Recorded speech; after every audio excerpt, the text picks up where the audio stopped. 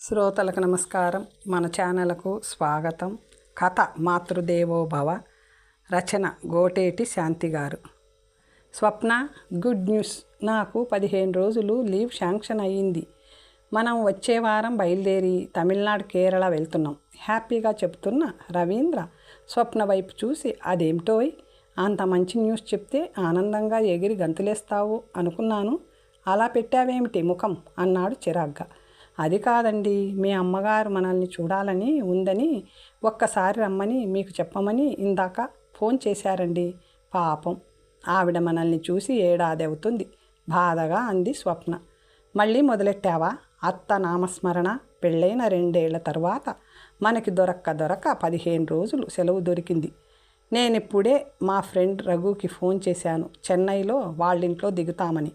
అక్కడ నుండి మిగిలిన టిక్కెట్లన్నీ వాడు బుక్ చేస్తాడు. మన ఇద్దరికి అమ్మ దగ్గరికి మళ్ళీ వెళ్దాం. నాకు అసలు ఆ పల్లెటూరు అంటేనే చిరాకు. ఒక్కరోజు కూడా ఉండలేను.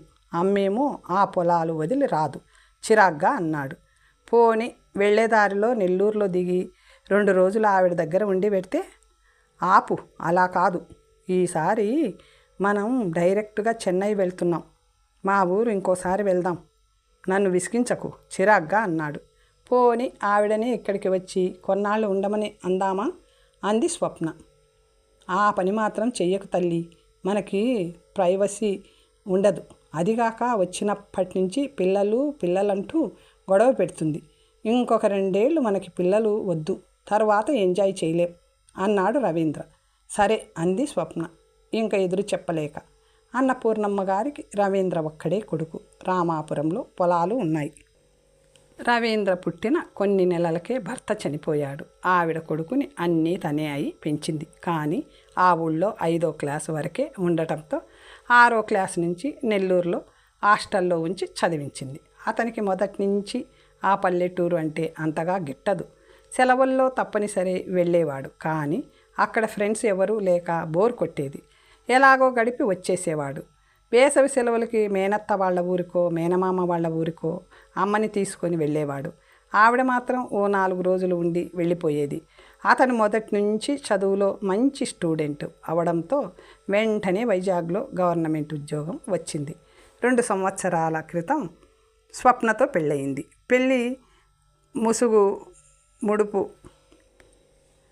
పెళ్ళి మనగడుపులు తిరుపతి వెళ్ళి రావడంతోనే అతని సెలవులన్నీ అయిపోయాయి. అమ్మయ్య, ట్రైన్ ఎక్కాం. ఇదిగో స్వప్న, ఈ సైడ్ లోయర్ బెర్త్ నాకు చాలా సరదా, అందుకనే నేను కావాలని తీసుకున్నాను. నీది ఎదురు లోయర్ బెర్త్. సామాన్లు సర్దుతూ భార్యకి చెప్పాడు. స్వప్న, నా బెర్త్ మీద కూర్చున్నాంరా, అన్నీ చూడొచ్చు అన్నాడు రవీంద్ర. రైలు కదిలింది. ఇద్దరు సరదాగా కబుర్లు చెప్పుకుంటున్నారు. ఇంతలో ఒక చంటి బాబుని ఎత్తుకున్న అమ్మాయి, ఏమండి, మీరు ఏమీ అనుకోకపోతే నాకు మీ సైడ్ లోయర్ బెర్త్ ఇవ్వగలరా? బాబుకి మోషన్స్, జ్వరం, నాదేమో మిడిల్ బెర్త్. రాత్రి వీడితో కూర్చోవలసి వస్తే ఇబ్బంది అవుతుంది రిక్వెస్టింగ్గా అడిగింది.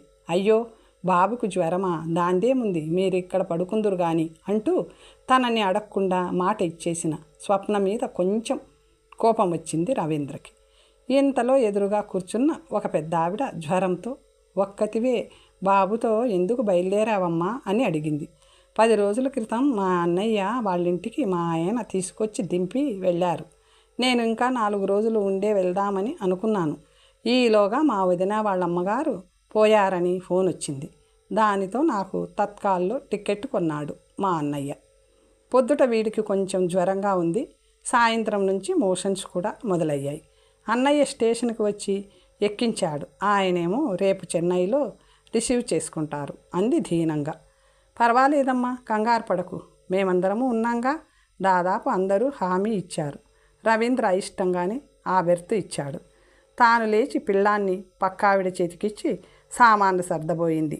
వాడు లేచి ఆవిడ మొహం చూసి ఏడుపు మొదలెట్టాడు. తల్లి వెంటనే వాడిని తను తీసుకొని రైలు జర్క్కి పడిపోబోయింది.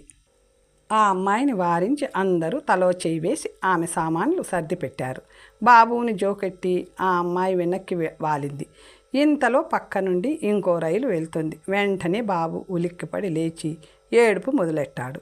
ఆ అమ్మాయిని పెద్ద ఆవిడ, నీ పాలైనా అమ్మా వేరేవి ఏమైనా పడతావా, నేనే ఇస్తాను మొహపాట పడింది ఆ అమ్మాయి.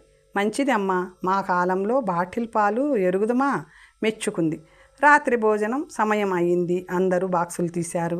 ఆ అమ్మాయిని అడిగారు. లేదండి, కంగారులో మర్చిపోయాను, ఒక్కరోజుకి పర్లేదులేండి అన్నది. దోశలు పచ్చడి తెచ్చాను, తింటావా? పులిహోర తింటావా? నేను చపాతీ తెచ్చాను. ఇలా అందరూ ఆఫర్ చేశారు. వద్దండి, బాబుకి పాలు ఇస్తున్నాను కదా, వాడికి మోషన్స్ అవుతున్నాయి, నేను ఇడ్లీ తీసుకొచ్చాను, తినొచ్చు అంది స్వప్న. రవీంద్ర భార్యని మెల్లగా అడిగాడు. పిల్లాడికి మోషన్స్ అయితే తల్లి ఎందుకు తినకూడదు అని. పిల్లలకి పాలు ఇచ్చినంత కాలం తల్లి పథ్యం చేయాలి. చాలా పదార్థాలు తినరు కొందరు. పిల్లలు 3 ఏళ్ళు వచ్చే వరకు కూడా తల్లిపాలు తాగుతారు. అన్నాళ్ళు తల్లి జాగ్రత్తగా ఉండాల్సిందే, ఆచి తూచి తినాల్సిందే. నేను 5 ఏళ్ళు వచ్చే వరకు తాగానట. రవీంద్ర తనలో తనే గొనుక్కున్నాడు. బాబు నిద్రపోయాక స్వప్న ఇడ్లీలు తినమని ఇచ్చింది. ఆ అమ్మాయి ఒక ఇడ్లీ తిని రెండోది తినబోతుండగా పక్క రైలు కూతకి ఉలిక్కిపడి కెవ్వుమన్నాడు బాబు. అంతే, ఆ అమ్మాయి రెండో ఇడ్లీ పక్కన పడేసి చేయి కడిగేసుకుని బాబుని ఎత్తుకుంది. అందరికీ జాలేసింది. రాత్రి అయింది. అందరూ నిద్రలోకి జారుకున్నారు. మిడిల్ బెర్త్ పైన పడుకొని ఆ అమ్మాయిని చూశాడు రవీంద్ర. తాను బాబుని భుజం పైన వేసుకొని జోకొడుతుంది. అతను అలా చూస్తూ నిద్రపోయాడు. ఇంతలో ట్రైన్ ఏదో స్టేషన్లో ఆగింది. వెంటనే పిల్లాడు లేచి ఏడుపు అందుకున్నాడు. రవీంద్రకి మెలకు వచ్చింది. ఆ అమ్మాయి ఇంకా బాబుని ఎత్తుకొని జోకొడుతూనే ఉంది. అయ్యో, మీరు నిద్రపోలేదా అడిగాడు రవీంద్ర. లేదండి, వీడికి జ్వరంగా ఉంది, 2 మోషన్స్ కూడా అయ్యాయి బాధగా చెప్పింది. ఆ అమ్మాయిని చూస్తే జాలేసింది. ఈలోగా స్వప్న కూడా లేచింది. నేను కాసేపు ఎత్తుకుంటాను అని తల్లి చేతిలో నుంచి పిల్లాన్ని తీసుకుంది. బాబు మాత్రం తల్లిని విడిచి ఉండటం లేదు. ఈలోగా అమ్మాయి కాసేపు బాబుని చూసుకోండి, నేను వాష్రూమ్కి వెళ్ళొస్తాను అని వెళ్ళింది. అవును, బాబు కోసం ఏమీ తినకుండా అంత పథ్యం చెయ్యాలా ఆశ్చర్యపోతూ అడిగాడు. అయ్యో, కామెర్లు అలాంటివి వస్తే ఉప్పు నూనె కూడా 6 నెలలు మానేయాలి అంది స్వప్న. నాకు 2వ ఏట వచ్చాయట గొనుక్కున్నాడు. ఆ అమ్మాయి పిల్లాడిని తీసుకుంది. మళ్ళీ అందరూ పడుకున్నారు. రవీంద్రకి నిద్ర పట్టింది. మధ్యలో 2-3 సార్లు లేచాడు. ఒకసారి ఆ అమ్మాయి బాబుని ఒళ్ళో పడుకోబెట్టుకొని వెనక్కి వాలి కలత నిద్రపోతుంది. ఒకసారి భుజాన వేసుకొని అటు ఇటు తిప్పుతుంది. అర్ధరాత్రి వాష్రూమ్కి వెళ్ళడానికి బెర్త్ దిగాడు రవీంద్ర. దిగి తిరిగి వస్తూ గమనించాడు. ఆమె ఏడుస్తుందని మెల్లగా భార్యను లేపి విషయం చెప్పాడు. ఏమైందమ్మా అడిగింది స్వప్న. ఒళ్ళు కాలిపోతుంది, కళ్ళల్లో నీళ్లు తిరుగుతుండగా చెప్పింది. తడిబట్ట పెట్టి ఒళ్ళు తుడుద్దాం, కంగారు పడకు అని చెప్పి స్వప్న టిఫిన్ బాక్స్ ఖాళీ చేసి దాంట్లో నీళ్లు పోసి తన నాప్కిన్ తడిపి దానితో చంటాడి ఒళ్ళు తుడిచింది. రవీంద్ర ఆ బాక్స్ పట్టుకొని సహాయం చేశాడు. ఆ అమ్మాయి బాబుని సముదాయిస్తుంది. నుదుటి మీద కూడా తడిబట్ట వేశారు. ఈ అలజడికి పక్క బెర్త్ మీద పడుకున్న ఆయన విసుక్కున్నాడు. ఏమిటిది, తెల్లవార్లు మేము నిద్రపోనక్కర్లేదా? రవీంద్రకి కోపం వచ్చింది. ఊరికే ఎవరు తెల్లవార్లు కూర్చోరండి, పాపం ఈ బాబుకి జ్వరంతో ఒళ్ళు కాలిపోతుంది. అంతా జ్వరం ఉన్న పిల్లాన్ని ఒక్కటి ఎందుకు తీసుకొచ్చిందో, మా అందరి నిద్రలు డిస్టర్బ్ అవుతున్నాయి గొనుక్కున్నాడు. రవీంద్రకి కోపం వచ్చి ఏదో అనబోతుంటే స్వప్న వారించింది. బాబుని మందు వేస్తే పాలు మందు కూడా కక్కేస్తున్నాడు. ఆ కక్కు వాసన భరించలేకపోయాడు రవీంద్ర. స్వప్న కూడా ముక్కుకు కర్చీప్ అడ్డు పెట్టుకొని కాస్త దూరంగా నుంచుంది. ఆ అమ్మాయి మాత్రం కొంచెం కూడా విసుగు లేకుండా చంటాడి ఒళ్ళంతా శుభ్రం చేసి తన చీరంతా కూడా తుడుచుకుంది. బాబు పడుకున్నాడు. ఆ అమ్మాయి వీళ్ళందరికీ థ్యాంక్స్ చెప్పింది. బెర్త్ మీద పడుకున్నాడు రవీంద్ర. అప్రయత్నంగా కన్నీళ్లు వచ్చాయి. మెల్లగా నిద్రలోకి జారుకున్నాడు. ఇంతలో టీ కాఫీ అరుపులతో మెలకువ వచ్చింది. స్వప్న ఆ అమ్మాయికి కాఫీ ఆఫర్ చేస్తే వద్దండి అంటూ మొహమాట పడింది. అలా కాదని ఇస్తే ఆ అమ్మాయి మెల్లగా తాగుతుంటే బాబు ఆ కప్పుని చేత్తో ఒక్క దెబ్బ కొట్టాడు. కింద పడిపోయింది. ఆ అమ్మాయి తాగనే లేదు. స్వప్నని ఎదుటి బెర్త్లో ఉన్నావిడ అడిగింది, మీరెక్కడికి వెళ్తున్నారు అని. చెన్నై. ఇంతలో బాబుకి కొంచెం తగ్గిందేమో, నిద్రపోతున్నాడు. ఆ అమ్మాయికి నిద్ర ముంచుకొస్తుంది. ట్రైన్ స్లో అవుతుంది. ఏ స్టేషన్ వస్తుంది? టీటీని అడిగారు రవీంద్ర. నెల్లూరు. స్వప్న మన సామాన్లు తీసుకో దిగుదాం అన్నాడు రవీంద్ర. ఇది చెన్నై కాదు, నెల్లూరండి గుర్తు చేసింది స్వప్న. తెలుసు, దిగుదాం అన్నాడు రవీంద్ర. ఎదుటి బెర్త్ ఆవిడ అదేమిటి, చెన్నై దాకా వస్తానన్నారు కదా, ఇక్కడే దిగేస్తున్నారేమిటి ఆరా తీసింది. ఇది మా అత్తగారి ఊరు, 2 రోజులుండి చెన్నై వెళ్తాం ఆనందంగా చెప్పింది స్వప్న. దిగిన వెంటనే రామాపురానికి ఒక ట్యాక్సీ మాట్లాడాడు. అది బయలుదేరగానే చెన్నై ఫ్రెండ్కి ఫోన్ చేశాడు. ఒరేయ్, ఈసారి రావడం లేదు, టిక్కెట్లన్నీ క్యాన్సిల్ చేసి అమ్మతో 15 రోజులు గడిపి వెళ్ళిపోతాం అన్నాడు రవీంద్ర. అదేమిటి అడిగింది స్వప్న. ఏమీ లేదు, ఆ 15 రోజుల్లో మన పొలం బేరం పెట్టి కౌలుకిచ్చో అమ్మని ఒప్పించి మనతో తీసుకెళ్దాం.